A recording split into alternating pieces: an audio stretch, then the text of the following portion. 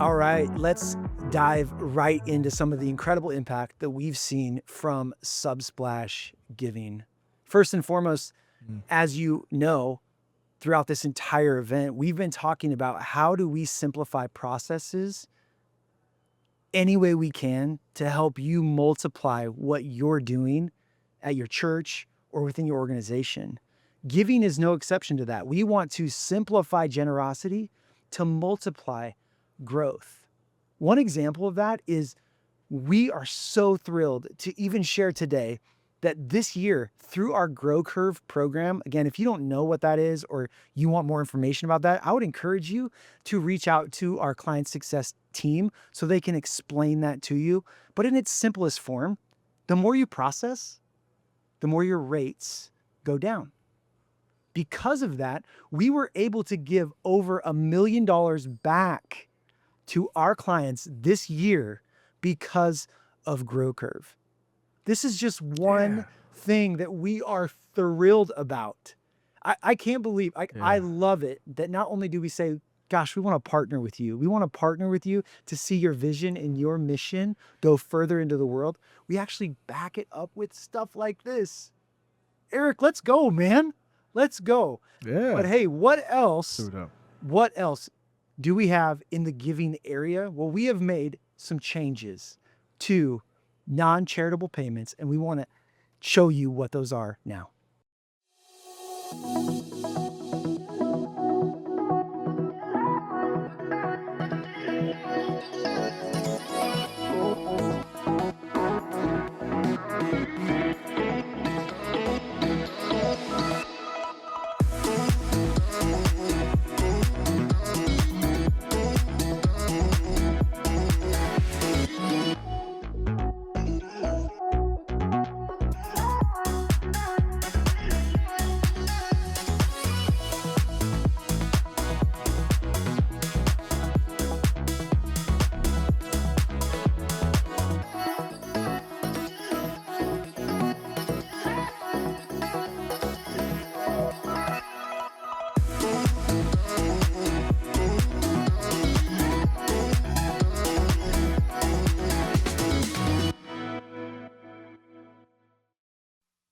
Friends, how great was that?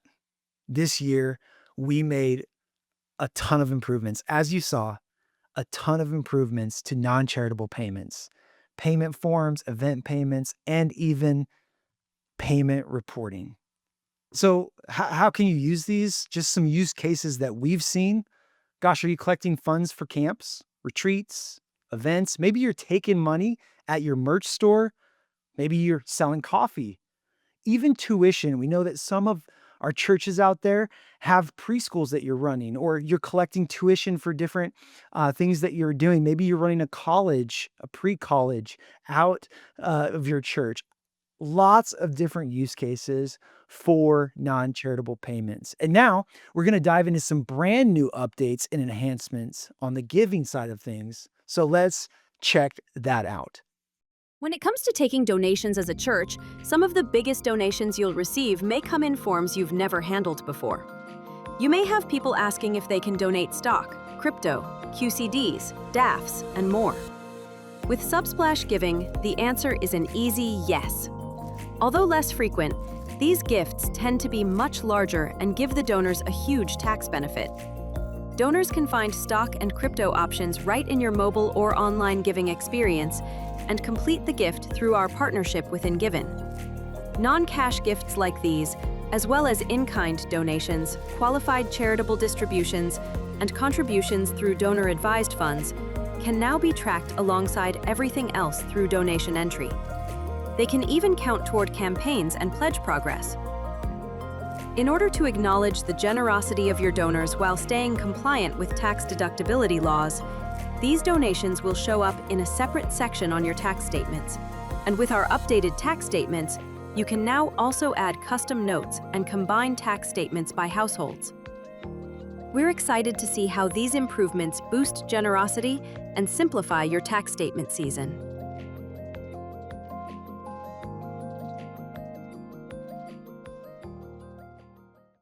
Man, those are exciting, exciting features. I'm sure if you're a bookkeeper out there or you just manage the church finances, I know some pastors out there that are doing that. Blessing to you. But if that's what you're doing, then you were probably so excited to see this because Subsplash is truly becoming a comprehensive donor management tool to really be able to provide all that you need to manage donations and again and simplify that so that you can multiply your growth. And so some of those features that we just saw, a seamless stock and crypto giving experience to make it so simple where your partnership with InGiven, which allows us to process those stock donations is now seamlessly in the Subsplash Giving experience, right? To give the opportunity for people to very easily select that option and produce and make that donation. And so that's coming very, very soon, as well as being able to keep up with non-cash giving, which includes QCDs and DAFs and other acronyms that I'm not very familiar with. But if Non-GMOs you're a and bookkeeper, I'm sure you understand what all of those acronyms mean. But really, again, other ways to track non-cash donations or crypto or stock donations, but to be able to keep that again in your donor management tool to make that simpler for you to know exactly what has been given to your church and for your donors to be able to keep track of that as well.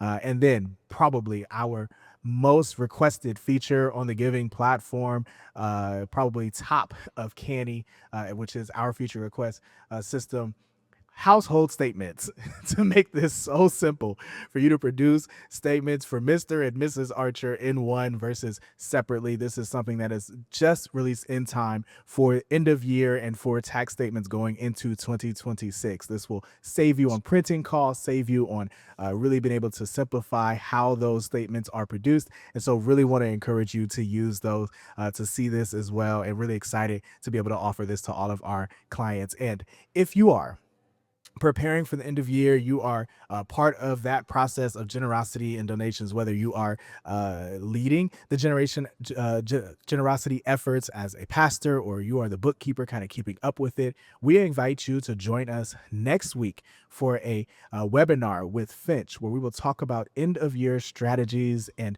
really want you to be there. This is an absolutely free event, but it will be a value to you, your ministry, and your community. And so please make sure you check out the registration link, sign up for that, and join us next week to be a part of that, where we'll also see some other things coming.